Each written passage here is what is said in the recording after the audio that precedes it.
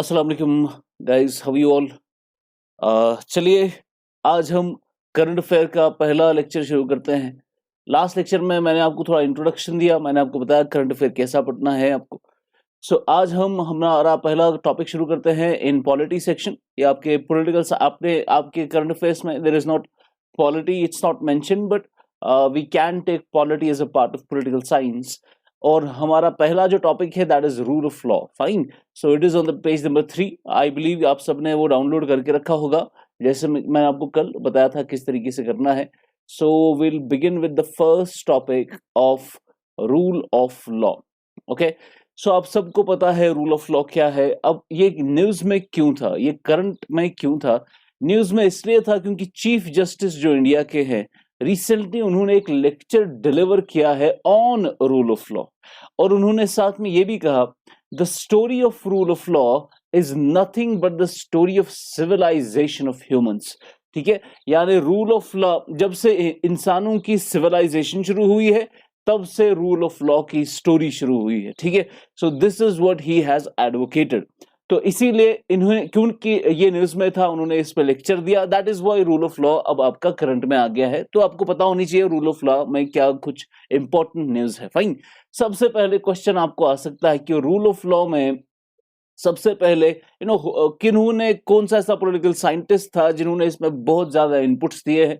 That is your A V Dicey. A V Dicey, fine. So according to A V Dicey, the rule of law means absolute supremacy और predominance of the law as oppose to the influence और arbitrary power.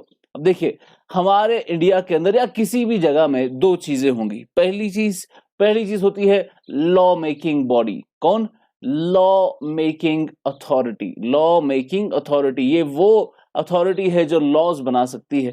दूसरा आपके laws खुद होते हैं। Fine, अब यहां पर हमें देखना है कि किसकी चलती है, यानी रूल किसका है।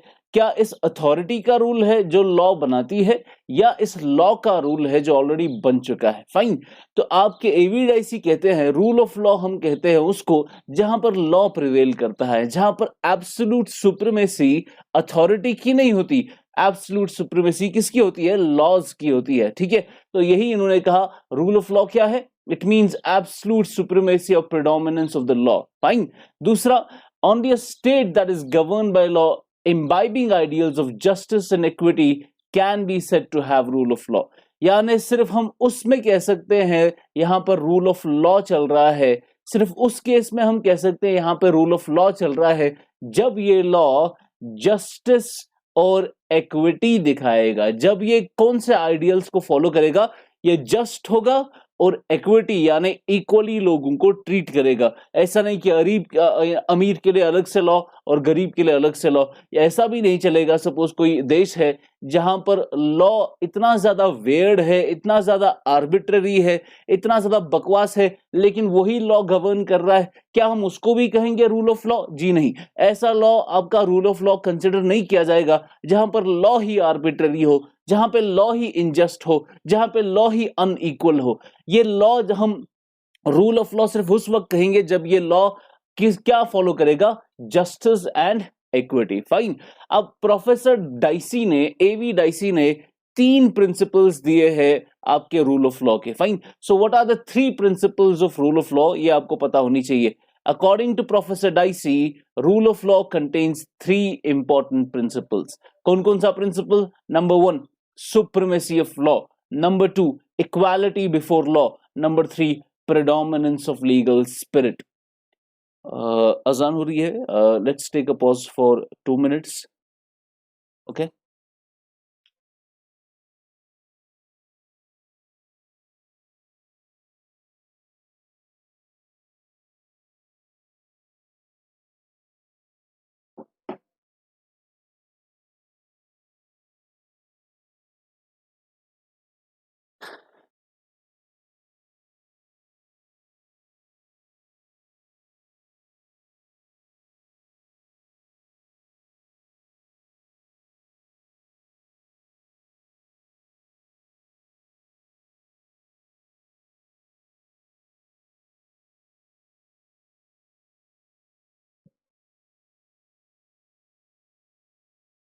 ओके, चलिए। तो एवी डाइसी के 3 इंपॉर्टेंट प्रिंसिपल्स क्या है भाई? सबसे पहला इंपॉर्टेंट प्रिंसिपल है supremacy of law. Supremacy of law क्या है? यानी आप किसी को भी, किस इंडिया में किसी को भी, किसी दुनिया में किसी को भी अगर हम कहेंगे कि दुनिया रूल ऑफ लॉ पे चलती है, रूल ऑफ लॉ सिंपली होता है कि दुनिया में या इंडिया में आप किसी को भी तब तक पनिश नहीं कर सकते जब तक कि उसने कोई लॉ ब्रीच ना किया हो, जब तक कि उसने कोई लॉ तोड़ा ना हो, तो तब तक आप उसको पनिश नहीं कर सकते। So no man is punishable except for a breach of law. ठीक है, ये इसका पहला इंपॉर्टेंट प्रिंसिपल है, बहुत बार आ चुका है एग्जाम्स में। ठीक है, तो एवी डाइसी के 3 इंपॉर्टेंट प्रिंसिपल्स में सबसे पहला इंपॉर्टेंट प्रिंसिपल है सुप्रीमेसी ऑफ लॉ, यानी आपका लॉ ही सुप्रीम है, तब तक कोई आपको पनिश नहीं कर सकता जब तक कि आपने लॉ पर हाथ ना डाला हो, जब तक कि आपने लॉ ना तोड़ा हो। That is supremacy of law. Second is equality before law, यानी कोई भी आपका इंसान इंडिया में जहां पर रूल ऑफ लॉ चलता है, हर इंसान के लिए एक बराबर लॉ है, इक्वालिटी है लॉ के सामने, कोई भी इंसान लॉ के ऊपर नहीं है, कोई भी इंसान ऐसा नहीं है जो लॉ को ब्रीच करके बच जाएगा। इक्वालिटी है, लॉ के सामने सारे लोग एक जैसे हैं। फिर तीसरा है प्रेडोमिनेंस ऑफ लीगल स्पिरिट, ये है आपका that constitution is the right, is the result of rights of individuals as defined and enforced by court of laws. यानी किसी भी देश में, ये असल में यूनाइटेड स्टेट्स में देखा जाता है, इंडिया में बिल्कुल ऐसा नहीं है, इंडिया में उल्टा है। तो क्या फर्क है यूनाइटेड स्टेट्स और इंडिया में, मैं आपको बताता हूँ।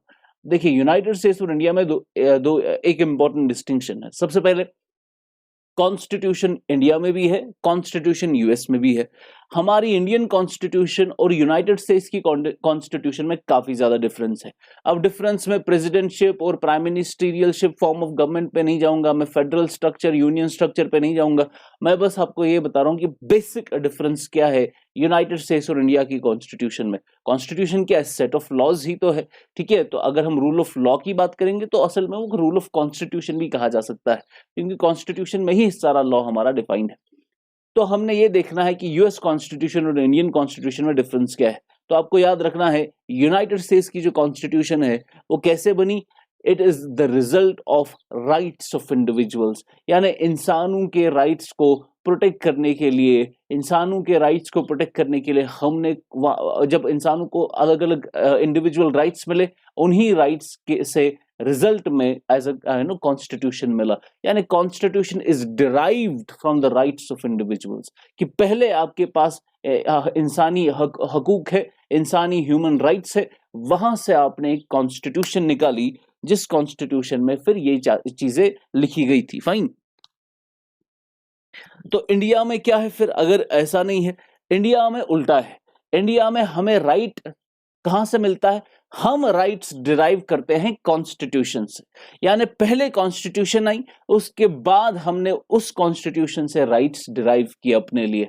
यूनाइटेड स्टेट्स में उल्टा है, यूनाइटेड स्टेट्स में कॉन्स्टिट्यूशन डिराइव हुई है इंडिविजुअल राइट्स से, और यहां पर इंडिया में हमें इंडिविजुअल राइट्स यानी फंडामेंटल राइट्स मिलते हैं फ्रॉम द कॉन्स्टिट्यूशन। ठीक है, now that is the difference. And जो तीसरा इंपॉर्टेंट प्रिंसिपल है, it is not seen in India of AV Dicey. It's not seen in India, however, it has been seen in United States or other Western countries. Okay, so these are the 3 important principles of AV Dicey. उसके बाद कुछ facts है, कुछ आपको पता होनी चाहिए, ज्यादा तो इसमें इश्यूज ही है जो आपको जिसके बारे में आइडिया होना चाहिए for interview as well, but उस पर MCQ नहीं आएगा। सबसे पहले रूल ऑफ लॉ थ्योरी कहाँ से शुरू हुई? एंशिएंट रोमन से शुरू हुई, रोमन एम्पायर से शुरू हुई। फिर मिडीवल एरा में कुछ यूरोप से थिंकर्स भी आए जिसने रूल ऑफ लॉ की थ्योरी पे काफी ज्यादा काम किया, जैसे हॉब्स है, जैसे जॉन लॉक है, जैसे रूसो है। ये ऐसे बहुत सारे इंपॉर्टेंट थिंकर्स है मिडीवल यूरोप के, जहां पर उन्होंने सोशल कॉन्ट्रैक्ट थ्योरी या रूल ऑफ लॉ थ्योरी पर काम किया है। फाइन। इंडियन फिलोसोफर में किसने काम किया है? चाणक्य ने। काफी ज्यादा रूल ऑफ लॉ पे बहुत ज्यादा उन्होंने अपना काम किया है, जिसमें उन्होंने बहुत पहले ही कहा है अपनी किताबों में that state must be governed by laws. ठीक है, यानी स्टेट में कोई रूलर की नहीं चलनी चाहिए, स्टेट में लॉ की चलनी चाहिए। ठीक है, ऐसे ही the expression rule of law, ये रूल ऑफ लॉ का एक्सप्रेशन निकला कहां से है? It is actually a French phrase, जिसको हम कहते हैं ला प्रिंसिपल दी लीगलाटे। तो ये फ्रेज क्या है असल में? इसका मतलब है a government based on the principles of law. ठीक है, यहां से इस पर्टिकुलर फ्रेज से, इस फ्रेंच फ्रेज से हमने रूल ऑफ लॉ बनाया है। फाइन। अब यहां पर एक इशू है, रूल ऑफ लॉ और रूल बाय लॉ में क्या डिफरेंस है। फाइन। तो रूल ऑफ लॉ क्या होता है, रूल बाय लॉ क्या होता है, अब इसमें हम डिफरेंस समझते हैं। Rule of law is to control the unlimited exercise of the power of the supreme law making authority, while rule by law is laid down by the supreme law making authority of the land. Difference क्या है?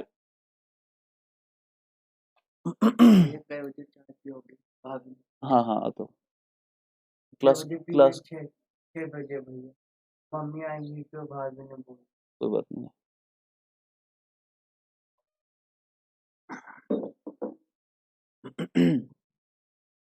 Sorry about that.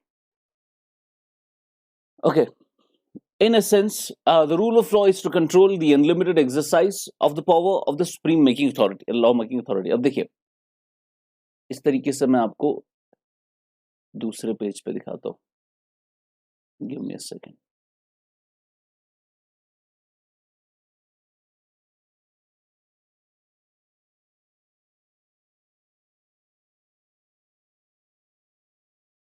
देखिए, आपके पास है rule of law, दूसरा आपके पास rule by law. Okay, तो फर्क क्या है? रूल ऑफ लॉ होता है आपका जो आपके पास एक सेट ऑफ लॉज है, ये set of laws well defined है, they are based on the principle of justice and equity, और इन सेट ऑफ लॉज की वजह से आपकी देश के अंदर जो सुप्रीम लॉ मेकिंग अथॉरिटी है, जो सुप्रीम लॉ मेकिंग अथॉरिटी है, ये लॉ मेकिंग अथॉरिटी के पावर को रिस्ट्रिक्ट करने के लिए कि ये पावर डिक्टेटरशिप में ना बदल जाए, इसको रिस्ट्रिक्ट करने के लिए, उसको कंट्रोल में रखने के लिए ये सेट ऑफ लॉज आपने बना रखे। तो रूल ऑफ लॉ क्या है? जब आपके पास एक ऑलरेडी सेट ऑफ लॉज होंगे based on the principles of justice and equity, that will actually control और control the power of the supreme law making authority. दूसरा हो गया आपका rule by law. Rule by law हो गया आपके पास ऑलरेडी एक सुप्रीम लॉ मेकिंग अथॉरिटी है, और ये सुप्रीम लॉ मेकिंग अथॉरिटी के पास इतना ज्यादा पावर है कि ये जो लॉ बनाए वही पूरे देश में चलेगा। यानी आपका लॉ जो है, it is not restricting the power of supreme, but it is actually becoming an instrument through which the supreme law making authority rules a particular country. Fine. That is the difference between rule by law and rule of law. यही debate चल रहा है कि India में rule of law का concept है या rule by law का कॉन्सेप्ट है। क्या इंडिया में हमारे पास जो कॉन्स्टिट्यूशन है वो गवर्नमेंट का पावर जो है रेस्ट्रिक्ट करती है, या गवर्नमेंट जो लॉ बनाना चाहे वो लॉ बनाकर अपना जो है रूल बाय लॉ शुरू कर सके। Fine. So this is the debate that is going on in this particular field now. Rule of law is to control the unlimited exercise of the power of the supreme lawmaking authority, while rule by law is laid down by the supreme lawmaking authority of the land. Fine. यही मैं आपको समझा रहा था। Then we have important concept आपका rule of law. Rule of law is guided by the ideals of justice and equity, जैसे कि मैंने आपको ऑलरेडी कहा। फाइन। ऐसे ही आपका आर्टिकल जो 14 है इंडियन कॉन्स्टिट्यूशन का, वहां पर क्लियर कट मेंशन है आर्टिकल 14 में, that state shall not deny to any person equality before law और इक्वल प्रोटेक्शन ऑफ लॉ। यानी स्टेट के पास ये हक नहीं है कि वो डिस्क्रिमिनेट करे किसी के साथ ऑन द बेसिस ऑफ कि कोई अमीर है या कोई गरीब है। हर एक स्टेट के सामने बराबर है पर्सन, हर एक इंसान के पास इक्वालिटी है और उसको इक्वल प्रोटेक्शन ऑफ लॉ भी है। यानी आपका जो है लॉ वो किसी भी दो लोगों के बीच में जो है ये नहीं करेगा, डिस्क्रिमिनेट नहीं करेगा। Fine. Within the territory of India कोई भी डिस्क्रिमिनेशन नहीं होगी on the basis of religion, race, caste, sex और प्लेस ऑफ बर्थ। इन सारे चीजों पर डिस्क्रिमिनेशन प्रोहिबिटेड है। हाँ, पर पॉजिटिव डिस्क्रिमिनेशन हो सकती है। अगर आपको डिस्क्रिमिनेशन करनी है इन फेवर ऑफ वुमेन, वो की जा सकती है। अगर आपको डिस्क्रिमिनेशन करनी है in favour of some scheduled caste, scheduled tribes, वो हो सकती है। लोअर क्लासेस के लिए आपको अपलिफ्टमेंट के लिए डिस्क्रिमिनेशन करनी पड़ेगी, वो हो सकती है। जैसे कि पिछली बारी हमने एक ऑर्फन्स के लिए और बीपीएल कैंडिडेट्स के लिए हमने एक ऑफर दिया था क्विंटेसेंस की मैनेजमेंट ने, तो वहां पर बहुत सारे कॉल्स भी ऐसा है कि सर हम बीपीएल से तो नहीं है, but you are actually discriminating against us. We are from the above poverty line, but we also need the offer. So we cannot call this discrimination in the negative sense. This is positive discrimination that is done to uplift the poor. Fine. So ये है आपका rule of law. दूसरा rule by law. On the other hand, rule by law can embody ethical as well as unethical laws. Rule by law में ethical laws भी हो सकते हैं, ये supreme law making authority तक है वो कैसे laws बनाए, और unethical laws भी हो सकते हैं बिकॉज इसमें वो जैसा लॉ बनाना चाहे वैसा लॉ बना सकती है. जैसे कि साउथ अफ्रीका में जो अपार्थाइड रेजिम था, उन्होंने यही अनएथिकल लॉज बनाकर उनको इनैक्ट कर फिर रूल बाय लॉ वहां पे शुरू किया था. इंडिया में भी अभी जो लेजिस्लेटरी लॉज बन रहे हैं, may be that can be called rule by law because of इस पे काफी ज्यादा चर्चा हुई है, NRC and citizen amendment bill वगैरह वगैरह. सो ये जो है it can be considered that, but it is subject to what judicial review. ये सुप्रीम कोर्ट का काम है कि कौन सा रूल ऑफ लॉ है और कौन सा रूल बाय लॉ है. Key principles that emphasise rule of law. ठीक है, अब हमने कॉन्सेप्ट अच्छे से समझ लिया. बस अब हम हेडिंग पढ़ेंगे. Not we want get into much detail because इतनी ज्यादा डिटेल हमारे मेंस में जरूरत है हमें. बस हम अब की प्रिंसिपल्स पढ़ेंगे रूल ऑफ लॉ के. Fine. Laws must be clear and accessible.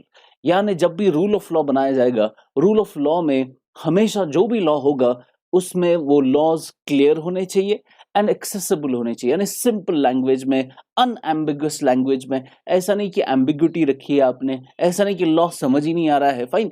इसमें क्लियर होना चाहिए लॉ, एक्सेसिबल होना चाहिए, यानी लोग people should be able to understand the law. Fine. That is what it means. Then we have equality before law, यानी equal लोगों को we have to give people equal access to justice. We have to ensure gender equality between males and females. Fine. तो ये सारी है equality before law. There must be no negative discrimination. Fine. Equal access to justice forms the bedrock of rule of law. Rule of law का bedrock क्या है? जब हम लोगों को equal access देते हैं ताकि उनको justice मिल सके. Fine. Then we have इसके नीचे right to participate in the creation and refinement of laws. ये भी बहुत इंपॉर्टेंट कॉन्सेप्ट है, यानी लॉज के बनाने में पार्टिसिपेट करना और लॉज को रिफाइन करने के लिए पार्टिसिपेट करना, ये भी एक इंपॉर्टेंट फीचर है रूल ऑफ लॉ का. और ये कैसे, आप लॉज के बनाने में पार्टिसिपेशन कैसे हो सकता है, लॉज को रिफाइन करने में पार्टिसिपेशन कैसे हो सकता है? Through the process of elections. ठीक है, अगर कॉन्स्टिट्यूशन में कोई चीज आपको चेंज करनी है, कोई चीज आप 1950s में आपने कॉन्स्टिट्यूशन में कोई आर्टिकल बनाया, तो अभी वो चेंज करना है आपको, उसको रिफाइन करना है, तो ये कैसे हो सकता है? कॉन्स्टिट्यूशनल अमेंडमेंट बिल से. पार्लियामेंट में एक बिल टेबल की जाएगी और उसमें कॉन्स्टिट्यूशन को चेंज करने की बात की जाएगी. फाइन. तो ये कैसे होगा? ये कौन करेगा? ये लेजिस्लेचर करेगा. और लेजिस्लेचर में कौन होते हैं? जो हमारे रिप्रेजेंटेटिव्स होते हैं इलेक्शन के जरिए, जो वहां पर पहुंचे हैं लोग. फाइन. तो ये आपके लॉज में, लॉज को क्रिएट करना, उनको रिफाइन करना, it can be done through elections and that is the essence of democracy, जहां पर रूल ऑफ लॉ चलता है. Then we have strong independent judiciary. Strong independent judiciary यानी रूल ऑफ लॉ में judiciary has to be strong, it has to be independent, और वहां पर judicial review का कॉन्सेप्ट होना चाहिए. जुडिशियल रिव्यू का कॉन्सेप्ट क्या है? जब इंडिया में गवर्नमेंट या इंडिया में, क्योंकि executive and legislature are one and the same thing, जब इंडिया में लेजिस्लेचर जो है, जब इंडिया में लेजिस्लेचर आपका कोई ऐसा लॉ बनाएगी जो फॉर एग्जांपल आर्बिट्ररी है, या कोई भी लॉ बना लिया, तो कोई भी लॉ जब बनाया जाएगा स्टेट के द्वारा, that law is subject to judicial review. यानी जुडिशरी उसको गिरा सकती है, इस लॉ को, उसको कह सकती है कि ये अनकॉन्स्टिट्यूशनल है, ये वॉइड है. इसको हम जुडिशियल रिव्यू कहते हैं, which is the main function of judiciary in India. ठीक है, काफी सारे लॉज ऐसे बनाए गए थे during the times of emergency, Indira Gandhi के टाइम पे, और इवन उसके बाद भी, जिसको बार बार जुडिशरी ने जुडिशियल रिव्यू करते करते स्ट्रक डाउन किया, नल एंड वाइड कंसिडर किया. बहुत बार कॉन्स्टिट्यूशन को चेंज करने की उन्होंने की है, कोशिश की है, और हमेशा जुडिशरी ने उसको अपलिफ्ट किया है कॉन्स्टिट्यूशन को. सो ये है आपका important concept of rule of law. अब है रूल ऑफ लॉ में कुछ इंपॉर्टेंट बेसिक स्ट्रक्चर क्या है आपका रूल ऑफ लॉ है, it forms the part of the basic structure of Indian constitution. मतलब क्या इसका 1976 में एक केस होता है, केशव नंद भारती केस। ये केस किस पर होता है? केशव नंद भारती केस असल में होता है स्टेट और आपका स्टेट पे सवाल उठाया जाता है कि क्या लेजिस्लेचर के पास यानी पार्लियामेंट के पास एब्सोल्यूट पावर है कि वो कॉन्स्टिट्यूशन को चेंज कर सके? क्या ये गवर्नमेंट के पास, क्या ये लेजिस्लेचर के पास एब्सोल्यूट पावर है कि वो जो चाहे इंडिया की कॉन्स्टिट्यूशन में चेंज कर सके? इंडिया में कॉन्सेप्ट है डेमोक्रेसी का। क्या पार्लियामेंट कह सकता है कि आज से डेमोक्रेसी बंद, आज से नया सिस्टम शुरू करेंगे? अगर कोई पार्टी निकल के आती है जिसको एब्सोल्यूट मेजॉरिटी है पार्लियामेंट में, लोकसभा में भी मेजॉरिटी है, राज्यसभा में भी मेजॉरिटी है, प्रेसिडेंट भी उन्हीं का है, उनको कोई भी लॉ बनाने से कोई रोक नहीं सकता। तो आपने फॉर एग्जांपल अभी बीजेपी की गवर्नमेंट है, दे हैव द मेजॉरिटी, उन्होंने अगर कल को डिसाइड कर लिया that just like we have one nation one card, we have one nation one health, ऐसे करके let us start with one nation one party, कि हम बाकी सारी पार्टीज को बैन कर रहे हैं। कांग्रेस बैन हो गया, आम आदमी पार्टी बैन होगी, जो होगा बस बीजेपी आरएसएस होगा, और ये वन पार्टी सिस्टम आज से शुरू हो रहा है इंडिया में। उन्होंने लॉ बनाया, लोकसभा में पास किया, राज्यसभा में गया, राज्यसभा में पास किया, प्रेसिडेंट को बोला इस पे साइन करो, प्रेसिडेंट ने साइन किया और लॉ बन गया आपका। अब क्या ये लॉ जो है ऐसा कर सकता है?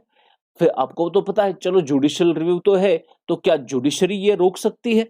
अब यहां पर ये केस पहुंचा सुप्रीम कोर्ट के पास, और सुप्रीम कोर्ट ने कहा कि हाँ, पार्लियामेंट जो है कोई भी लॉ बना सकती है, पार्लियामेंट जो है कॉन्स्टिट्यूशन में कोई भी चेंजेस कर सकती है, लेकिन वो चेंजेस आपकी बेसिक स्ट्रक्चर को नहीं बदल सकती।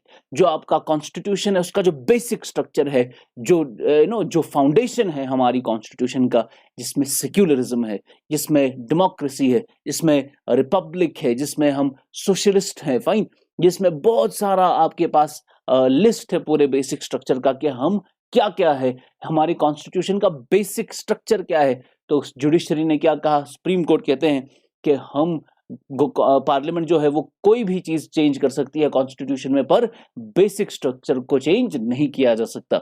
तो रूल ऑफ लॉ जो है, क्या कल को ऐसा हो सकता है कि बीजेपी गवर्नमेंट बोले कि हम ये नया लॉ लेकर आए हैं जहां पर अब हम रूल ऑफ लॉ के हिसाब से नहीं चलेंगे, अब हम रूल बाय लॉ के हिसाब से चलेंगे? क्या ऐसा किया जा सकता है? नहीं किया जा सकता। क्यों?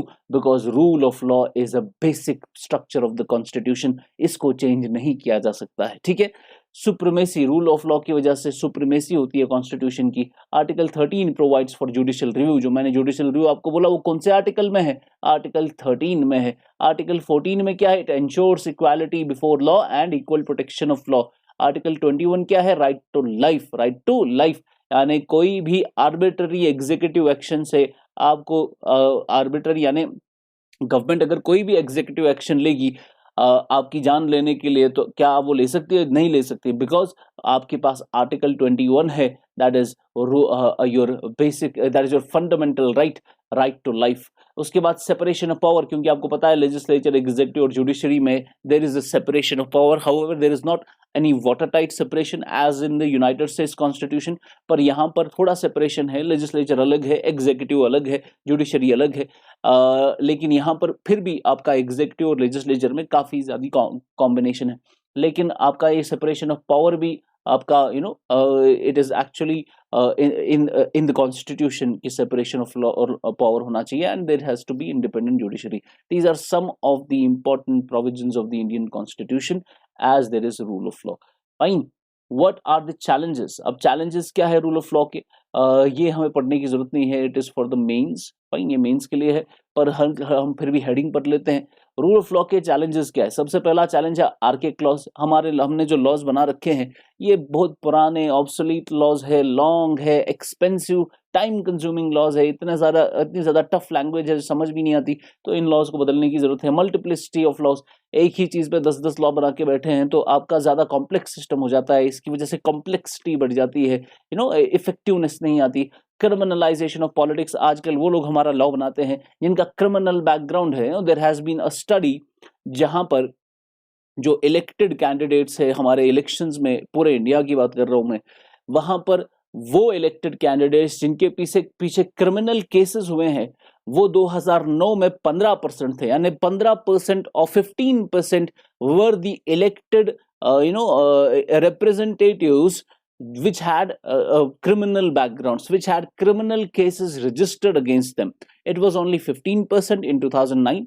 It rose to 17% in 2014's election, and in 2019's election it rose to 19%. यानी 15% से 19% बढ़ चुका है. क्रिमिनलाइजेशन ऑफ पॉलिटिक्स हो रहा है. Fine, according to association for democratic reforms. Then we have challenges. और क्या चैलेंजेस है? एडमिनिस्ट्रेटिव चैलेंजेस है. आपका बिकॉज पोलिटिसाइजेशन हो गई है, हमारी हमारी जो हायरार्की है ज़्यादा सेंट्रलाइज्ड है, डिसेंट्रलाइज नहीं है. हमने पंचायत और स्टेट्स को उतना एम्पावर नहीं किया. पिछले 5-6 सालों में हम देख रहे हैं कि कैसे सेंट्रलाइज पावर किया जा रहा है, कैसे हम स्टेट से पावर लेकर सेंटर तक ले जा रहे हैं. इसकी वजह से एडमिनिस्ट्रेटिव चैलेंजेस आएंगे, लॉज अच्छे से इंप्लीमेंट नहीं होंगे. Law as a tool of operation, law को आज इस्तेमाल किया जा रहा है to oppress people because it is actually considered a tear in the fabric of constitutionalism and rule of law in India. जैसे कि इंडिया में एक बहुत ही बकवास लॉ है, that is sedition law. Sedition law ये असल में कॉलोनियल लॉ है. ये ब्रिटिश हमारे खिलाफ, हमारे फ्रीडम फाइटर्स के खिलाफ इस्तेमाल करता था और आज हमारी गवर्नमेंट हमारे ही खिलाफ ये इस्तेमाल करती है. जैसे कोविड-19 में एवरी डैम पर्सन नोज कि government did not do it's job. Government ने अगर चाहती वो 1 लाख लोगों से ज्यादा लोगों की डेथ बचा सकती थी, लेकिन गवर्नमेंट सो रही थी. गवर्नमेंट ने किसी के साथ भी कोई भी लॉकडाउन लगाने से पहले ना ही किसी आईसीएमआर के साथ उन्होंने बातचीत की, ना ही नीति आयोग के साथ बातचीत की. खामखा की थिंक टैंक बना रखी है पर कोई बातचीत नहीं हुई. This government does not listen to anyone. इसकी वजह से we have seen now the worst ever crisis in the history of Indian independence. अब आपका सेडिशन लॉ क्या है? अब बिकॉज आपने कोविड-19 को ऐसे बकवास तरीके से हैंडल किया, तो विनोद दुआ, he is a very good journalist, he was actually criticizing the government about its handling of the COVID situation, and उसके against sedition case लगाया गया.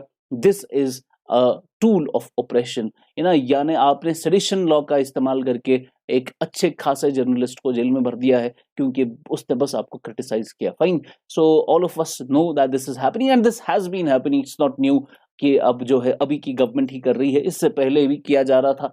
कांग्रेस के नीचे भी ये सब चीजें हुई है. इनफैक्ट कांग्रेस के नीचे बहुत वर्स्ट चीज हुई है. कांग्रेस वो डिस्गाइस में काम करता है. सामने उनका फेस अलग होता है, पीछे से कुछ अलग चीज है. बीजेपी फ्रंट पे आके काम करता है, but still the politics is the same. वही लोग हैं, वही काम, उनका एक ही रिलीजन है. सबका एक ही करप्शन उन्हीं का उनका रिलीजन है. So unless there is not a drastic change from the basic grass root level पे, अगर ड्रास्टिक चेंज नहीं है तब तक आपका क्रिमिनलाइजेशन नहीं रुकेगा, ऑपरेशन नहीं रुकेगा. Fine. And we have seen that continuously कितना ज़्यादा डाउन टर्न हुआ है. हमारी जो ग्रोथ है वो कम हो गई है. हम जो है टॉलरेंस में इस पे पिछली बार ये ट्रांसपेरेंसी इंटरनेशनल ने इस पे एक बात की थी कि इंडिया में जो है क्या सिचुएशन है सोशल स्ट्रक्चर में, तो वहाँ पर भी उनको नजर आ रहा है that the social fabric is tearing in India. ठीक है, तो हमारे बीच में जो ब्रदरहुड था हुआ करता था, अब इंडिपेंडेंस के दौर पे आप याद करो कि ये जब आज़ाद हुए हम, तो आज़ादी के बाद कितना वो आपस में भाईचारा था, कितना वो कॉन्स्टिट्यूशन जब बनी तो कितना उस पे डिलिब्रेशंस हुई, कितना हमने एक कमाल की कॉन्स्टिट्यूशन बनाने की कोशिश की ताकि पूरे भारत में एक एक अच्छे से इस कॉन्स्टिट्यूशन को इम्प्लीमेंट किया जाए. लोगों को फंडामेंटल राइट्स दिए, उनको फंडामेंटल ड्यूटीज दिखाई, स्टेट को बोला डीपीएसपी के हिसाब से चलना है. तो बहुत ही कमाल की कॉन्स्टिट्यूशन बनी. बट आज जो है वो ब्रदरहुड, वो fraternity, no, it is actually tearing our society apart right now. So it is only because ये जो हवा बनाई गई है पिछले कुछ डेकेड्स से, इसकी वजह से we are missing that fraternity in India. Then we have challenges upholding justice. यानी ये चैलेंजेस कि हमारा जुडिशियल सिस्टम जो जुडिशियल रिव्यू का बहुत इंपॉर्टेंट काम करता है वो भी इतना ओवरबर्डन्ड है। अभी 4 करोड़ से ज़्यादा पेंडिंग केसेस है हमारे जुडिशियल सिस्टम में, सुप्रीम कोर्ट, हाई कोर्ट और सबॉर्डिनेट कोर्ट्स में कितने 4 करोड़ से ज़्यादा पेंडिंग केसेस है। इन्फ्लुएंस ऑफ सोशल मीडिया, आजकल सोशल मीडिया का इतनी ज़्यादा वेव जो है वो इतनी ज़्यादा वेव आपकी इस हद तक गुजर चुकी है कि वो आपके जजेस तक को इम्पैक्ट करती है और जजेस पॉपुलर डिसीजंस देते हैं। फाइन, इतने पॉपुलर डिसीजंस देते हैं कि उनको पता है कि हम इसके खिलाफ डिसीजन देंगे दैट हमारी लाइफ जो है हमारा बाहर निकलना बर्बाद हो जाएगा। तो इसकी वजह से influence of social media is a big thing. Then we have lack of access to justice, यानी जो गरीब है, इलिटरेट है, they we do not actually have a process in place जहाँ पर हम गरीब और इलिटरेट लोगों को भी जस्टिस पहुंचा सके, वहां तक भी जस्टिस पहुंचा सके। हमेशा यहाँ पर अमीर के लिए एक अलग लॉ है और गरीब के लिए एक अलग लॉ है। आपका अमीर, अब देखिए यहाँ पर आप ऐसे इस तरीके से समझो, आप जहाँ पर भी रहते हैं अपनी कॉलोनी में कोई चोर आ गया और उसने आपकी कॉलोनी में किसी घर से कोई कुकर चोरी ले लिया या कोई टीवी चोरी ले लिया या गाड़ी चोरी ले ली। अब उस बंदे को पकड़कर आप जेल में रखोगे, उसको इतना पीटोगे, उसने जो चोरी की वो वापस लाओगे, फिर उसको पीटा जाएगा, उसकी फैमिली को हैरास किया जाएगा, फाइनली उसने जो चोरी की उसको सजा नहीं बल्कि मल्टीपल सजाएं मिलेंगी उसको। और उसने क्या चोरी की? उसने एक गाड़ी चोरी की। फाइन। और वो लोग जो हजारों करोड़ों रुपया चोरी करके बैठे हैं वो अपने स्विस बैंक अकाउंट्स में पैसा डालते हैं, हवाला के जरिए लॉन्ड्र करते हैं पैसा बाहर। फाइन। आपका बड़े बड़े जो है केमन आइलैंड्स में उनकी कंपनीज है जो आपकी असल में सेटअप की गई है। कंपनीज असल में कोई काम नहीं करती, बस पैसा वहां पे लिया जाता है कंपनीज के जरिए। केमन आइलैंड्स में कितने इंडियंस की कंपनीज है, कितने इंडियंस की कंपनी है आपके मॉरिशस में, कितने इंडियंस की कंपनी है आपके आयरलैंड में। ये सब क्या है? These are tax haven countries, ये टैक्स बचाती है ये ऐसी ऐसी कितने मिनिस्टर्स हैं जिनका स्विस बैंक अकाउंट पकड़ा गया है। आपकी जो ये गवर्नमेंट आई थी तो उन्होंने कितनी बार बोला कि हम जो है बाहर से जो लूटा गया है पैसा उसको वापस लेकर आएंगे। एक एक अठन्नी वापस नहीं आई है वहां से। तो ये सारा पैसा जो इतने हजारों करोड़ों रुपए चोरी करके बाहर बैठे हैं वही लोग हम पे रूल कर रहे हैं। और एक छोटा सा बंदा जिसने एक गाड़ी चोरी की उसको इतना पीट कर उसका सारा उसकी जिंदगी बर्बाद कर देते हैं और वो लोग जो हजारों करोड़ों पैसा चोरी करके बैठे हैं ऊपर वो हम पे रूल कर रहे हैं। सो ये है आपका अमीर के लिए अलग लॉ और गरीब के लिए अलग लॉ। पावरफुल के लिए लॉ अलग है और गरीब के लिए लॉ अलग है। We have to accept it, this is the reality. Although the constitution has not, constitution gives you this principle of equal protection of law in article 14, पर ऐसा है नहीं। On practical basis you all know कि हम जब जाते हैं, आप जाइए police station, if you do not have any आपका कोई बैक नहीं है, आप किसी को जानते नहीं है, आप पुलिस स्टेशन जाइए, उसको बोले मेरा मोबाइल फोन गुम गया है, और अब देखिए कितनी बार चक्कर लगवाएंगे, कोई कितने फॉर्म भरने पड़ेंगे आपको, तो ठीक कितने फोन करने, कितनी बार चक्कर लगाना है, मिला तो नहीं, मिला तो नहीं, मिला तो नहीं, और जब मिलेगा आपको बोला भी नहीं जाएगा। ठीक ऐसे तरीके से इसकी जगह कोई और होगा, उसको बस एक फोन करना है और ऐसे उसके घर फोन पहुंच जाएगा। फाइन। तो ये सिस्टम है, गरीब के लिए अलग लॉ है, अमीर के लिए अलग लॉ है। और जब तक ये अब देखिए जो भी डेवलप्ड प्रॉस्परस वर्ल्ड है, जैसे स्कैंडिनेवियन कंट्रीज है, नॉर्वे है, डेनमार्क है, स्विट्जरलैंड है, ये इन कंट्रीज में है क्या, ये इतनी प्रॉस्परस क्यों है?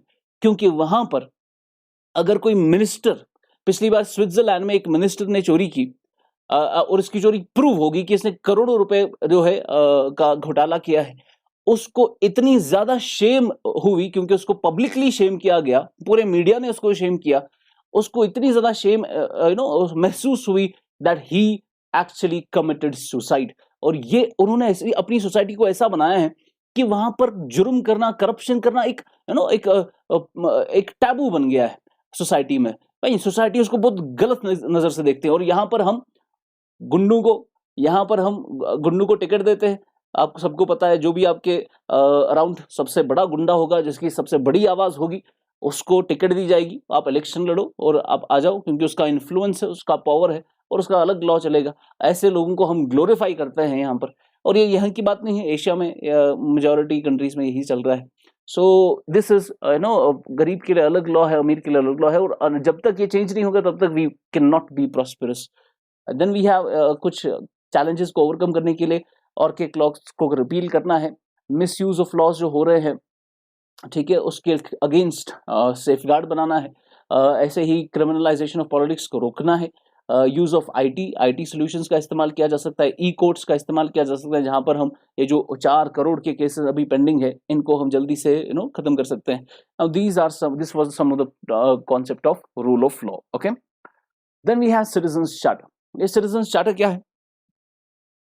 सिटीजंस चार्टर है आपका कॉन्सेप्ट जो recently ministry of Panchayati Raj MOPR in collaboration with National Institute of Rural Development and Panchayati Raj, national institute of rural development and Panchayati Raj, इन दोनों ने मिलकर, यानी मिनिस्ट्री ऑफ पंचायती राज, ये इसकी अलग मिनिस्ट्री है, और national institute of rural development and Panchayati Raj, इन दोनों ने मिलकर एक मॉडल पंचायत सिटीजंस चार्टर बनाया. क्या बनाया?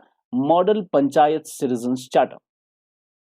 अब मॉडल पंचायत सिटीजन चार्टर है क्या? मॉडल पंचायत सिटीजन चार्टर क्या है? पंचायत जो इंडिया में है ये हमारा 3rd टियर है इंडिया में. यार इंडिया में आपका कौन कौन से टियर्स है? फर्स्ट टियर है आपका सेंट्रल गवर्नमेंट, सेकंड टियर आपका स्टेट गवर्नमेंट, और स्टेट गवर्नमेंट के नीचे 3rd टियर है आपका पंचायत एंड म्युनिसिपल कॉर्पोरेशन. हम पंचायत से रूरल एरियाज में है और म्युनिसिपल कॉर्पोरेशन अर्बन एरियाज में. अब यानी पंचायत जो है this is the 3rd tier of government in India. कहां पर? रूरल एरियाज में. और यही पंचायत जो है they are responsible for some delivery of some basic services, जैसे आपको एजुकेशन के बारे में, न्यूट्रिशन के बारे में, हेल्थ के बारे में, सैनिटेशन के बारे में, ड्रिंकिंग वाटर के बारे में. पंचायत को हमने रोल दिया है कि आप ये बेसिक सर्विसेज पहुंचाओ, क्योंकि पंचायत को फंडिंग भी मिलती है. ये सारी चीजें कहां पे लिखी गई है? 243G में ये आपका आर्टिकल है कॉन्स्टिट्यूशन का. So in article 243G clause G there is clearly, it is enshrined in the constitution that panchayats are responsible for the delivery of basic services like health and sanitation, education, nutrition, drinking water. Fine, ये तो हो गया पंचायत के बारे में कुछ. Fine, basic objective ये citizen charter का क्या है? The basic objective of the citizen charter is to empower the citizens in relation to public services and improve the quality of services without any prejudice. यानी आपने पंचायत को according to article 243G जो ये हक दिया है कि आपको इंपॉर्टेंट चीजें समझानी है, आपको इंपॉर्टेंट चीजें, ये बेसिक सर्विसेज पहुंचानी है लोगों तक, हेल्थ में, न्यूट्रिशन में, एजुकेशन में, ड्रिंकिंग वाटर में, सैनिटेशन में. अब ये आपको पब्लिक तक पहुंचानी है, ये पब्लिक सर्विसेज है. अब लोगों को यानी सिटीजन्स को ये पब्लिक सर्विसेज चाहिए. अब उनको कंटिन्यूअसली डील करना है पंचायत के साथ. तो पंचायत की फंक्शनिंग को एक प्रोफेशनल बनाने के लिए, सर्विसेज की डिलीवरी को प्रोफेशनली एग्जीक्यूट करने के लिए आपने ये सिटीजंस चार्टर बनाया. इस सिटीजन चार्टर से क्या होगा? पंचायत की फंक्शनिंग जो है वो प्रोफेशनल बनेगी. आपका जो एग्जीक्यूशन है डिलीवरी देने का, इन बेसिक सर्विसेज को पहुंचाने का, एजुकेशन में, हेल्थ में, न्यूट्रिशन में, लोगों तक ये सर्विसेज पहुंचाने का विदाउट एनी प्रेजुडिस आपको ये पहुंचानी है लोगों को. इसमें आपको एग्जीक्यूट करने में ये चार्टर हेल्प करेगा. Fine, according to the expectations of the citizen, इसीलिए हम इसको सिटीजंस चार्टर कहते हैं. अब इस चार्टर में आपने पंचायत की फंक्शनिंग को प्रोफेशनल बनाने की बात की. आपने साथ में ये भी देखा कि सिटीजन जो है इस चार्टर की वजह से, अब क्योंकि चार्टर है सब चीजें लिखी होंगी, तो सिटीजन उस चार्टर को पढ़कर उनको समझ आ जाएगा, they will be aware of their rights. उनको पता होगी कि हमारे क्या राइट्स है और पंचायत को क्या क्या काम करना है, पंचायत को क्या क्या काम सौंपा गया है. ये सिटीजन जो है इस चार्टर को पढ़कर उनको समझ आ जाएगी बात कि हमें पंचायत से कैसे डील करना है. और पंचायत को भी अकाउंटेबल रखा जाएगा, भाई तुम्हारा ये काम है और लोगों को भी पता है कि तुम्हें ये काम करना है, therefore you are accountable to the people. Fine, that is what the citizens charter will help in. Fine, it has been prepared for delivery of the services across 29 sectors. citizen charter तो आपकी इन्हीं services को deliver करने के लिए बनाया गया है अक्रॉस 29 डिमेंशंस, 29 सेक्टर्स. आपके हेल्थ में, एजुकेशन में, दीज आर द सेक्टर्स, और यहां पर these sectors are aligned with the sustainable development goals. Fine, उसके बाद it ensures transparent and effective delivery of public services. It ensures transparent and effective delivery of public services, जैसे कि मैंने already आपको कहा. फाइन, नीचे आते हैं. How did this concept of citizens charter evolve? ये कॉन्सेप्ट असल में कहां से आया है? It is first articulated in United kingdom 1991. तो यूनाइटेड किंगडम में 1991 में ये सिटीजन चार्टर सबसे पहले दिया गया था, जहां पर पब्लिक सर्विसेज जो पीपल को दी जाती है उनको उसमें इंप्रूव लाने के लिए, अकाउंटेबिलिटी बढ़ाने के लिए, लोगों की अवेयरनेस बढ़ाने के लिए ये चार्टर बनाया गया है. फाइन, उसके बाद इंडिया ने कब अडॉप्ट किया सिटीजन चार्टर? इंडिया ने 1997 में सिटीजन चार्टर बनाया था आपका at the conference of chief ministers and union of states and union territories. उसके बाद ये आपका है जो ये पर्टिकुलर चार्टर है, इस पे काम किसने किया? Department of administrative reforms and public grievances initiated the task of coordinating, formulating, operationalising the citizen charter. यानी इस पर काम कौन कर रहा है? ये टास्क शुरू किसने किया? Department of administrative reforms and public grievances. इस पर एक बिल भी आई थी, लेकिन वो बिल जो है एक्ट नहीं बन पाई बिकॉज 2014 में हमारा जो है इलेक्शन हुआ और पुरानी जो लोकसभा थी वो रिजॉल्व हो गई और नई लोकसभा आ गई बीजेपी की, और उन्होंने इसको आगे नहीं बढ़ाया। फाइन। सो इस पे एक हमने बिल भी बनाई थी, टेबल की थी, right of citizens for time bound delivery of goods and services and redressal of their grievances bill. तो ये है आपका सिटीजन चार्टर। तो सिटीजन चार्टर और की सिग्निफिकेंस क्या है? सबसे पहले सिटीजन चार्टर क्या है? जैसे एक सिटीजन अपनी गवर्नमेंट के साथ डील करता है, उनको कुछ हमेशा कुछ हिंड्रेंसेस आती है, फाइन, उनको कुछ hindrances day in and day out encounter करने पड़ते हैं while dealing with these organisations that are providing these public services. उन्हीं के लिए ये सिटीजन चार्टर बनाया गया है, जहां पर कुछ इंपॉर्टेंट इसमें कंपोनेंट्स होंगे। सबसे पहला इंपॉर्टेंट कंपोनेंट होगा ग्रीवियंस रिड्रेसल मैकेनिज्म। यानी अगर आपको सर्विस अपनी नहीं मिल रही है गवर्नमेंट से, किसी पब्लिक ऑर्गेनाइजेशन से, आपको ग्रीवेंस उठानी है अपनी, और उसकी रिड्रेसल के लिए ऑलरेडी एक मैकेनिज्म बनाया गया है। एक्सपेक्टेशंस फ्रॉम क्लाइंट्स, यानी सिटीजन्स की क्या एक्सपेक्टेशन है वो भी आप इंक्लूड कर सकते हो। Vision and mission of organisation की, ये ऑर्गेनाइजेशन का काम क्या है, इनका मिशन क्या है, किस लिए बनाई गई है, सिटीजन उसको पढ़ के उसको समझ आ जाएगा। Details of business transacted by the organisation, stake holders, citizens और clients, standard of services, quality, time frame, यानी आपकी सर्विसेज को स्टैंडर्डाइज करने के लिए, उसकी क्वालिटी इंप्रूव करने के लिए, टाइम बाउंड मैनर में आपको अपनी सर्विसेज मिलनी चाहिए, ये सब करने के लिए सिटीजन चार्टर बनाया गया है। भाई इंपॉर्टेंट कॉन्सेप्ट ये है एमसीक्यू के लिए, क्वेश्चन में आ सकता है, क्या ये सिटीजन चार्टर जो है जस्टिसिएबल है? जस्टिसिएबल का मतलब होता है it is enforceable under law, ये लीगली एनफोर्सिएबल है। यानी जब सिटीजन चार्टर बनाया गया, क्या वो लीगली एनफोर्सिबल है? क्या आप लीगली उसको एनफोर्स कर सकते हो? नहीं। Citizen charter is not justiciable, it is not legally enforceable. ठीक है, ये बस अवेयरनेस और एफिशिएंसी बढ़ाने के लिए बनाया गया है। Fine. So this is what you have to learn from this particular issue. Challenges, आपको you do not need to do it. However, you can just go with a quick read. कि citizen charter में challenges क्या है? This is again for mains perspective, क्योंकि mains में challenges, issues, implementational issues, legislative issues, इस पे सवाल आते रहते हैं, so ये आप skip कर सकते हो। फाइन, आगे बढ़ते हैं। क्वेश्चन आ सकता है ये एडमिनिस्ट्रेटिव रिफॉर्म्स कमीशन क्या है? फाइन। तो एडमिनिस्ट्रेटिव रिफॉर्म्स कमीशन बनाया जाता है बार बार। अभी जो है सेकंड एडमिनिस्ट्रेटिव रिफॉर्म्स कमीशन आया है। सेकंड एडमिनिस्ट्रेटिव रिफॉर्म्स कमीशन ने इसी सिटीजन चार्टर पे कुछ इंपॉर्टेंट रिकमेंडेशंस दी है। तो ये भी मेंस में आता है कि ये आप मेंस में लिख सकते हो। अगर सिटीजन चार्टर पे क्वेश्चन आए, वहां पर लिखा जा सकता है कि रिकमेंडेशन क्या है एआरसी की। एआरसी ने कहा कि हमें डिसेंट्रलाइज करना चाहिए, one size fit all policy नहीं चलेगी, यानी सब चीज़ों में एक ही पॉलिसी नहीं चलेगी, अलग अलग पॉलिसीज बनानी पड़ेंगी, वाइड कंसल्टेशन करके कमिटमेंट्स देनी पड़ेगी, रिड्रेसल मैकेनिज्म काफ़ी ज़्यादा स्ट्रॉन्ग होना चाहिए, पीरियोडिक इवैल्यूएशन होनी चाहिए जो भी हम लॉज बना रहे हैं, और हमारे ऑफिसर्स अकाउंटेबल होने चाहिए। तो ये कुछ आपने इसमें दी है important your recommendations by second ARC. Fine. So आज हमने पॉलिटी ख़त्म कर लिया, पॉलिटी हमने ख़त्म कर लिया जो आपका जून का महीना था। फाइन। इसमें हमने दो चीज़ें आज पढ़ी। एक हमने रूल ऑफ लॉ को बहुत अच्छे से समझा, रूल ऑफ लॉ और रूल बाय लॉ में हमने फ़र्क समझा। एवी डाइसी के हमने 3 प्रिंसिपल्स देखे, यूएस कॉन्स्टिट्यूशन, इंडियन कॉन्स्टिट्यूशन के हमने डिफरेंसेस देखी, और हमने जुडिशियल रिव्यू के बारे में पढ़ा, बेसिक स्ट्रक्चर ऑफ कॉन्स्टिट्यूशन के बारे में पढ़ा। ये काफ़ी बड़े बड़े टॉपिक्स है जो हम आईएएस केस के लिए पढ़ते हैं। फाइन। फिर है आपका दूसरा, हमने सिटीजन चार्टर पढ़ा। ये सिटीजन चार्टर में याद क्या रखना है, किसने शुरू किया? ये आपका department of ministry of Panchayati Raj according with national institute of Panchayati Raj. Fine, ये देख लेना। उसके बाद हमने ये भी देखा कि इसमें क्या क्या चीज़ें हैं, तो वो सारी चीज़ें आप वहाँ से देख सकते हो। अगले लेक्चर में will begin with international relation, जहाँ पर हम न्यूक्लियर डिसआर्मामेंट करेंगे।